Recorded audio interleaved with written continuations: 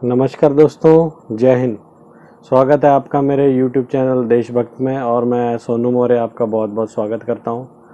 आज बहुत दिन बाद वीडियो बना रहा हूं क्योंकि थोड़ा ऑफिस की वजह से मैं बिज़ी था तो करके वीडियो नहीं बना पा रहा था, बट फाइनली अभी कुछ टाइम मिला है मेरे पास, तो मैंने सोचा क्यों ना वीडियो बनाई जाए, क्योंकि कुछ इस हफ्ते में कुछ ऐसी बहुत सारी बातें हुई हैं जो आपके साथ शेयर करना बहुत ज़रूरी है। हम सभी को पता है कि जो कोरोना है इंडिया में, इसके 13 लाख से ज़्यादा केसेस बढ़ चुके हैं, ठीक है। और ऐसे में हमारे योगी और मोदी जी जो राम मंदिर है उसका भूमि पूजन कराना चाहते हैं। तो मैं राम मंदिर के अगेंस्ट बिल्कुल नहीं हूँ, बल्कि मैं खुद हिंदू हूँ, ठीक है। मैं टेम्पल्स में भी जाता हूँ और मैं तो हर एक धर्म को मानता हूँ, तो मुझे इससे कोई दिक्कत नहीं है। बट मैं ये कहना चाहता हूँ, अगर कुछ टाइम, जैसे कि कुछ लोग कह रहे हैं कि 500 साल बाद केस जीता है ये वो, तो 500 साल लग गए उस चीज़ को। अगर 500 साल अगर आप रुक गए तो कुछ महीने और रुक जाए, क्योंकि अगर ये चीज़ अगर होके निकल जाए कोरोना, तो उससे क्या होगा कि जो हम भूमि पूजन करेंगे वो भी बहुत ही भव्य होगा, बहुत ही अच्छा होगा, ना कि अभी हम कुछ लोगों के साथ करके उसका मज़ा भी किरकिरा रहेगा। तो दोस्तों, मैं तो यही कहना चाहूँगा, बाकी सरकार की मर्जी है, वो सरकार क्या करना चाहती है, ठीक है। आम लोग पूजा नहीं कर सकते, इकट्ठे नहीं हो सकते, पर सरकार कुछ भी कर सकती है। तो सरकार की इच्छा है, वो जो मर्जी करें। और इसी बीच में एक ये सवाल पूछना चाहता हूँ, मतलब एक थोड़ा अजीब लगेगा कि जब जो योगी जी के पिता हैं उनका देहांत हो गया था, तो योगी जी अपने गांव नहीं गए थे, मतलब जहां उनके पिता का निधन हुआ वहां उनसे मिलने तक नहीं गए। बट मैं ये कहना चाहूँगा कि अयोध्या में रामनवमी के टाइम पे योगी जी वहां चले गए, अपने पिता के अंतिम संस्कार में नहीं जा पाए। पता नहीं क्यों, मतलब ऐसा किया उन्होंने, क्योंकि आखिरी वक्त में जिस जिस पिता ने अगर जन्म दिया और उस पिता को आखिरी वक्त में ना मिलना और अंतिम संस्कार में जाना, ये किसी आदर्श बेटे के संस्कार तो नहीं हो सकते। और दूसरी बात, जब आप 1000 केसेस के चलते आपने ये हवाला दिया कि मैं अंतिम संस्कार में नहीं जा पाया, तो अब तो भैया 13 लाख केसेस हो गए, तो आप क्यों भूमि पूजन करवा रहे हो? कुछ दिन और रुक जाओ, ठीक है। मेरे तो यही कहना, बाकी सरकार की इच्छा है वो तो। इस हफ्ते बहुत ही अजीबोगरीब कुछ मतलब चर्चाएं चली हैं, तो उसी के बारे में बात करना चाहूँगा। ये एक न्यूज़ छपी है जो जनसत्ता में, जनसत्ता का मतलब कईयों ने ये अपडेट किया था, वायरस से लड़ने के लिए गौमूत्र पिए, पश्चिम बंगाल के बीजेपी चीफ का बयान। बताओ, मतलब कि 13 लाख केसेस से ऊपर हो गए हैं, और मतलब कि पूरी दुनिया लगी हुई है कोरोना की दवाई बनाने में, पर ये जो बीजेपी के मंत्री हैं अभी भी ऊल जलूल बयान दे रहे हैं। मतलब ये बीजेपी के मंत्री ही ऐसा क्यों करते हैं? कांग्रेस, सपा या आम आदमी पार्टी के लोग ऐसा क्यों नहीं बोलते? मतलब ये बीजेपी के लोग ही ऐसे उल्टे सीधे बयान देते हैं, मुझे तो समझ नहीं आता। मतलब अभी तक गौमूत्र पीने की बात कर रहे हैं, कमाल की बात है। और दूसरी न्यूज़ में बताता हूँ कि एक बहुत ही मतलब फर्जी बयान शेयर किया जा रहा है जो कपिल सिब्बल के बारे में है। कपिल सिब्बल के बारे में लिखा जा रहा है कि कपिल सिब्बल ने एक बयान दिया था कि अगर राम मंदिर बना तो मैं आत्महत्या कर लूँगा, ठीक है। ये बयान बहुत ज़्यादा शेयर किया जा रहा है। बीजेपी IT सेल ने पहले शेयर किया, उसके बाद भक्तों ने शेयर किया, तो ये एकदम फर्जी बयान है, ठीक है। आप चाहे इसको गूगल पे सर्च करके भी देख सकते हैं, ऐसा कोई बयान उन्होंने कभी दिया ही नहीं, ठीक है। और तीसरी खबर है N95 मास्क के बारे में, ठीक है। अभी तक मतलब कि कितने साल हो गए N95 मास्क ही यूज होता है, ठीक है। मतलब बड़े बड़े डॉक्टर वगैरह यही यूज करते थे, अब आम लोग भी इसको यूज करने लग गए थे। धड़ल्ले से बिका ये N95 मास्क, जो लोगों को लगता था सबसे उच्चतम क्वालिटी का मास्क है, तो इसको लोग खरीदा करते थे। बट अब सरकार का नोटिफिकेशन जारी हुआ, भैया N95 मास्क हानिकारक है, इसको ना यूज करिए। तो सरकार तो पता नहीं क्या क्या बयान देती जा रही है, मतलब उसको खुद नहीं पता। 3-4 महीने बीत गए कि क्या मतलब होना चाहिए इसके ऊपर, क्या नहीं होना चाहिए। अभी आपको एक न्यूज़ और दिखाता हूँ, देख लीजिए आप, कि सांस लेने से भी कोरोना फैल सकता। तो भैया आप सांस भी मत लो, सांस मत लो आप, ठीक है। सांस तो लो ही ना।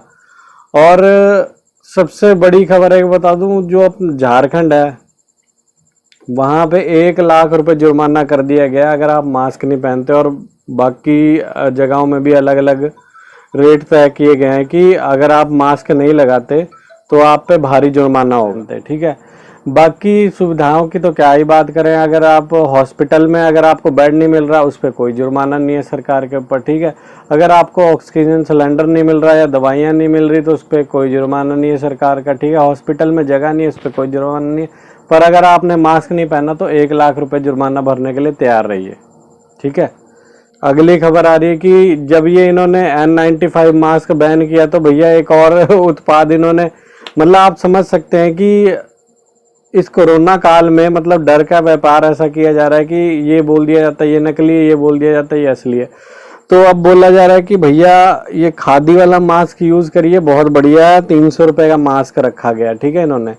तो जो 10-20 रुपए का कपड़े वाला मास्क है इन्होंने 300 रुपए का दिया। और दूसरी तरफ खादी वालों का बयान आ रहा है कि ये तो जो है ना, मतलब ये नकली है, ठीक है। ये मोदी की शक्ल और ये हमारा खादी नाम यूज करके इसको गलत यूज किया जा रहा है और ये गलत प्रचार किया जा रहा है। तो लोग तो इसको खरीदेंगे, भैया मोदी जी की फोटो लगी हुई है, ठीक है, ऊपर से खादी का है।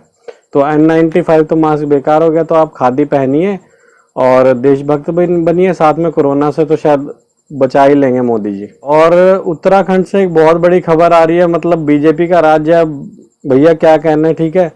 यहाँ पे आप सोच लीजिए अगर कोई गरीब का बच्चा है, ठीक है, वो किसी तरह गवर्नमेंट कॉलेज में नीट क्लियर करके MBBS कर एडमिशन ले लेता है, उसके बाद वो 50,000 रुपये फीस दे के पढ़ लेता था पर साल की। पर अब गवर्नमेंट ने क्या कर दिया, मतलब आप सोच भी नहीं सकते, गवर्नमेंट ने रूल बना दिए कि भैया 50,000 से, अब आप लगा लो कि चलो अगर किसी कॉलेज की फीस बढ़ती है तो 50,000 से 60,000 होगी, ज़्यादा 70,000 होगी, चलो लाख भी लगा लो, मतलब डबल लगा लो, चाहे लाख डबल हो गए। पर भैया 4 लाख रुपए बढ़ा दिए, मतलब गरीब अब पढ़ ही नहीं सकता, ठीक है। गरीब नहीं पढ़ सकता। जो अमीर का लड़का है, अमीर बच्चा है, वो पहले प्राइवेट में पढ़ता था, गरीब का जो था वो गवर्नमेंट में पढ़ता था। पर अब क्या है, जो अमीर का लड़का है वो प्राइवेट में भी पढ़ सकता है और गवर्नमेंट में भी पढ़ सकता है, पर गरीब का बच्चा कुछ नहीं कर सकता, वो डॉक्टर नहीं बन सकता। इसलिए भूल जाइए, क्योंकि मोदी है तो मुमकिन है। ये सुनकर तो बड़ी हंसी आई मेरे को कि कोरोना से जंग में हमने 150 देशों की मदद की, मतलब इतना बड़ा जोक मारा ना 150 देशों का। अरे मोदी जी पहले अपने इंडिया की मदद कर लेते। 150 में से मुझे लग रहा है आप इंडिया ही का नाम लेना भूल गए, बाकी सबका नाम ले दिया। मजदूरों की जो दुर्गति हुई थी वो पूरी दुनिया ने देखी, ठीक है। और अभी भी देख लीजिए 13 लाख के इस पार हो गए और आप कह रहे हैं हमने 150 देशों की मदद करी। वाह भाई। चीन वाला जो मुद्दा था, बोल रहे थे चीन पीछे हट गया, तो ऐसा तो कुछ नहीं है। लल्लन टॉप ने एक पोस्ट डाली जिसमें लिखा चीन LAC पर पीछे हटना तो दूर की बात है, उसने तैनात कर रखे हैं 40,000 सैनिक, ठीक है। तो भक्तों एक बार वीडियो देख लो और साथ में मैं पोस्ट भी डालता रहता हूँ साथ में, ठीक है। ये भी देख लो कि तुम्हारा झूठ कहाँ तक चलता आ रहा है।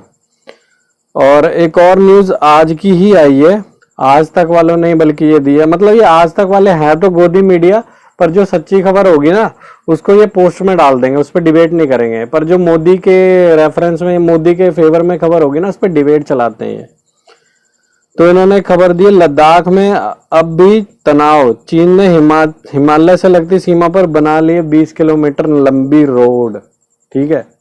बताओ 20 किलोमीटर लंबी रोड बना ली और इंडिया को पता भी नहीं, पता तो होगा ही खैर, बट अभी शो नहीं करेंगे ना। शो क्यों करेंगे, पता ही है, क्योंकि जो ये मीडिया भी है ना, मतलब ये सरकार की साइड ही है बिल्कुल, सब पता होते हुए भी ये इनको क्रिटिसाइज नहीं करेंगे। अगली खबर एक और आ रही है कि खबर क्या, ये वैसे इतना न्यूज में आया नहीं, मतलब मुझे समझ नहीं आता कि इतना मीडिया वाले क्यों बिकाऊ हो गए। मोदी जी ने, आपको पता, 76 अरब रुपए का कर्ज ले लिया वर्ल्ड बैंक से कोरोना त्रासदी को मतलब झेलने के लिए। 76 अरब रुपए भैया, कहाँ क्या किया कुछ पता नहीं, विधायक खरीदे क्या किया कुछ पता नहीं, और 76 अरब रुपए भैया बहुत बड़ी ही रकम होती है। और इसके बाद मैं एक और बात बता देता हूँ आपको, 76 अरब रुपए लेके मोदी जी ने क्या कर रहे हैं। इंडिया पे जो अपना लगाना चाहिए वो कुछ नहीं लगा रहे। एयर फंड में जो आपने टैक्स का पैसा दिया और अदर जगह जो आपने टैक्स का पैसा दिए, कितनी जगह आपने दान पुण्य किया, तो वो सब बेकार है, क्योंकि मोदी जी ऐलान कर चुके हैं, ऐलान क्या दे भी चुके हैं कोरिया को $10 लाख की मदद, एक तरह से विकसित देशों की सूची में। तो पहले भैया इंडिया नहीं देख रहे, मदद करने पे लगे हुए हैं। आपके टैक्स का पैसे का यूज ये इस तरह किया जा रहा है, ठीक है। और दूसरी एक बड़ी खबर आ रही है मालदीव की।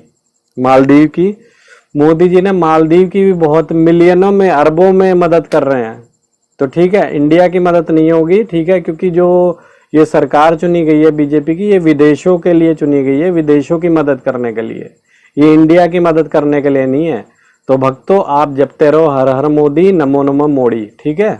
एक दिन में बताओ 50,000 केसेस आ रहे हैं, 1100 बंदे तक मर जा रहे हैं, पर इनको तो चाहिए मंदिर। अस्पताल नहीं बनाया इन्होंने कोई, ठीक है, मंदिर इनको चाहिए। चाहे ये पड़ोस के मंदिर में ना जाते हो, ठीक है, किसी भी भक्त से पूछ लो मंदिर चाहिए मंदिर चाहिए, ठीक है। एक वीडियो देखी थी, बंदा कह रहा है, आप शायद देख ही लो वीडियो, मंदिर चाहिए, आगे बढ़ो, मंदिर चाहिए, आगे बढ़ो, मंदिर चाहिए, आगे बढ़ो, सड़क नहीं चाहिए, रोटी नहीं चाहिए, मंदिर चाहिए।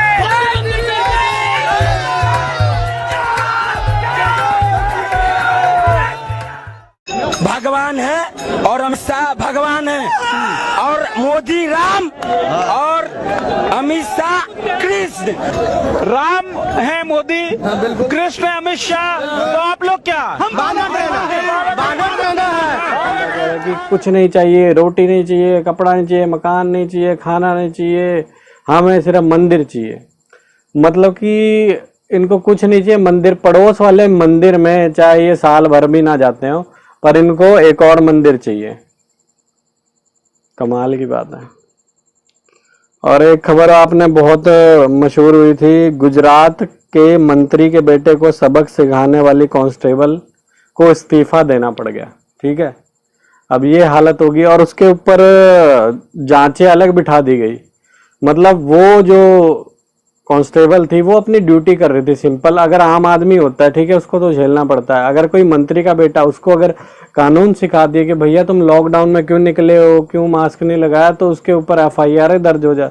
मतलब कांस्टेबल को ही उल्टा सुना दिया जाता है और उसको यहाँ तक की धमकी दी जाती है, उस पर जांचें बिठाई जाती है, बेचारी को इस्तीफा तक देना पड़ता है। तो ये होता है हर हर मोदी सरकार में। तो इस महीने कारगिल विजय दिवस मनाएगा 26 जुलाई को। तो इसी के साथ ही जो शहीद हुए थे कारगिल में, उन सैनिकों को भी याद किया गया। बट आपको बता दें कि जो कारगिल में युद्ध में शहीद हुए थे सैनिक, जो उनके पेरेंट्स हैं, उनकी माताएं हैं, उनको अभी तक पेंशन नहीं मिली, उनको दर दर की ठोकरें खानी पड़ रही हैं। एक उन्हीं में से, उसी शहीद में से एक उनकी माता है, उन्होंने ये बोला है कि बुढ़ापे में अगर ऐसे दिन देखने पड़ते तो वह कभी अपने बेटे को फौज में ना भेजती, ठीक है। तो उनको झूठे बर्तन मारने पड़ रहे हैं, इतनी मतलब उनकी 80-90 की साल की एज होगी, उनको झूठे बर्तन और मजदूरी करनी पड़ रही है। सोचो अगर उनका बेटा फौज में ना गया होता और वो हो सकता है अपनी माँ का सहारा बनता, बट वो शहीद हो गया देश के लिए। उन्होंने सोचा कि शायद देश के लिए शहीद हुआ है कि देश उनकी मदद भी करेगा, पर ऐसा कुछ नहीं हुआ। और एक दूसरे रिटायर सिपाही हैं, उनके साथ भी यही हुआ, बेचारे मजदूरी करने को मजबूर हैं। उनको इतने साल उन्होंने लड़ाई करी, तब जाके उनको पेंशन नसीब हुई है, वो भी कुछ ही साल बचे उनकी ज़िंदगी में तब जाके। तो अगर हमारे जो देश के सैनिक हैं उनके साथ इतना बड़ा भेदभाव होगा तो कैसे चलेगा। मतलब कि इतना बड़ा भेदभाव हो रहा है तो फौजियों को क्यों भेजते हैं। मतलब आप ये लगा लो कि कोई माँ क्यों भेजना चाहेगी। अगर देश के लिए जवान कुछ कर रहा है तो सरकार को भी उसके लिए सोचना चाहिए ना। जो अगर कोई सैनिक उसके खिलाफ आवाज उठाता है तो उसको नौकरी तक गंवानी पड़ जाती है। जो एक तेज बहादुर यादव जी थे, उन्होंने सैनिकों के लिए आवाज उठाई, उन्होंने बताया कि सैनिकों को और हमें कैसा घटिया खाना दिया जाता है। उन्होंने वीडियो पोस्ट कर दी फेसबुक पे, तो क्या हुआ, उनको निकाल दिया गया और किसी सरकार में उनकी कोई सुनवाई नहीं, कोई अदालत में उनकी सुनवाई नहीं। तो अगर कोई माँ अपने बेटे को फौज में भेजती है तो वो उम्मीद लगाती है कि देश की सेवा अगर वो कर रहा है तो सरकार की जिम्मेदारी बनती है उसके प्रति कि वो भी उसकी हिफाजत करे। पर यहाँ तो खाना ही ढंग का नहीं मिलता, अगर कोई आवाज उठा देता है तो उसको देशद्रोही घोषित कर दिया जाता है। और इन्हीं दिनों बहुत ज़्यादा जैसे अमिताभ बच्चन जी जो महानायक हैं वो कोरोना ग्रस्त हो गए थे, तो जो न्यूज़ वाले हैं खासकर आज तक वाले, वो मतलब कि ऐसी ऐसी घटिया न्यूज़ है, उन्होंने पेशाब किया, उन्होंने नाश्ता किया, भैया ठीक है हो गया, एक दो बार खबर दिखा दी, पर आप तो सारा दिन वही डिबेट करते गए। 13 लाख लोगों को भी कोरोना हुआ है, उनके भी सुध ले लिया करो कभी, आप कभी सरकार से सवाल नहीं पूछते आप इस बारे में। और बिहार की आप तस्वीर देख लीजिए, बेचारे कैसे मतलब वहाँ के लोग तरस दें, पर मीडिया में कोई इसकी चर्चा तक नहीं है, ठीक है। बल्कि ये दिखाया जाता है कि चाइना में कितनी बाढ़ आ गई। अरे भैया तुम बिहार में दिखाओ कितनी बाढ़ आ गई, कि कैसे लोग मर रहे हैं, वो नहीं दिखाओगे तुम। एक खबर और आ गई कि रेलवे के पास अब नहीं बचे हैं सैलरी और पेंशन देने के पैसे। तो भैया अब उन्होंने झोली फैला दी है सरकार के आगे कि हम हाथ खड़े हैं हमारे, ठीक है, हमारे पास पैसे नहीं है। तो सरकार अब देखो क्या करती है। और बिहार की तो मतलब इतनी खस्ता हालत हो गई, इतनी ज़्यादा न्यूज़ आ रही है वहाँ से सुनने के लिए कि मतलब पूछो मत। एक खबर आ रही है कि ऑक्सीजन के लिए मतलब ऑक्सीजन के लिए पैसे नहीं थे इनके पास, जो ऑक्सीजन के लिए पैसे नहीं थे परिजनों के पास। तो जब वो बंदे को ऑक्सीजन मिली नहीं, ठीक है, तो वो जब मर गया ना, तो उसके सोने की अंगूठी तक निकाल ली गई। मतलब कि ये हालत होगी कि बिल अगर चुकता नहीं कर रहे तो मरने के बाद भी इसको छोड़ा नहीं जा रहा। कंधे पर ऑक्सीजन सिलेंडर रखा हुआ है, ठीक है, बाप ने, और ट्रे में बच्चे को रखा हुआ है, और वो बेचारे इधर उधर भटक रहे हैं, पर उनको कहीं इलाज नहीं मिलता। अंत में जो शिशु है उसकी मौत हो जाती है। तो एक खबर और आई थी कि बेचारा जो मरीज है ना, वो खुद ऑक्सीजन सिलेंडर लेके घूम रहा है, उसकी कोई मदद नहीं कर रहा। तो इतना बुरा हाल हो गया बिहार में, पर इसके ऊपर कोई डिबेट नहीं है, कोई चर्चा नहीं है। एक छोटी सी खबर दे के वहाँ पे चिपका दी जाती है, बस उस पर कोई डिबेट नहीं होती। जिसमें मोदी जी का बहुत ज़्यादा फेवर होता है, सिर्फ वो खबर पे डिबेट होती है। मैं तो ये कहूँगा कोरोना सबसे पहले फैलाया किसने, ठीक है, राहुल गांधी ने 12 फरवरी को बोल दिया था कि कोरोना महामारी बहुत ज़्यादा बड़ी विपत्ति लेके आएगा, तो समझ जाइए। बट उस टाइम भी जो सरकारें हैं, किसी ने ध्यान तक नहीं दिया, किसी ने उसके ऊपर कोई बात नहीं कह रही, बल्कि जो बीजेपी के मंत्री हैं उनको बोलने लगे अरे ये डरा रहा है लोगों को, ठीक है। उसके बाद क्या हुआ, लॉकडाउन नहीं किया गया उस टाइम भी, ना फ्लाइटें बंद। कम से कम अगर फ्लाइटें ही बंद कर देते, अगर या तो आप अगर फ्लाइटों से ला भी रहे हैं, उन सभी का टेस्ट होता कोरोना, ठीक है। आपने क्या करी, स्क्रीनिंग कर ली। स्क्रीनिंग सोल्यूशन नहीं है, ठीक है। आपने क्या कि स्क्रीनिंग कर ली, अगर किसी ने पैरासीटामोल की गोली ली है, कुछ देर के लिए बुखार उतर गया, वो तो पार हो गया, या किसी में सिम्टम नहीं है, वो भी पार हो गया। आपने टेस्ट किए बिना ही सबको उतार दिए, इधर से उधर ले गए। तो सरकार है सेंटर की, इसने ही कोरोना फैलाने की सबसे बड़ी जिम्मेदारी इनकी है, इन्होंने फैलाया कोरोना, ठीक है।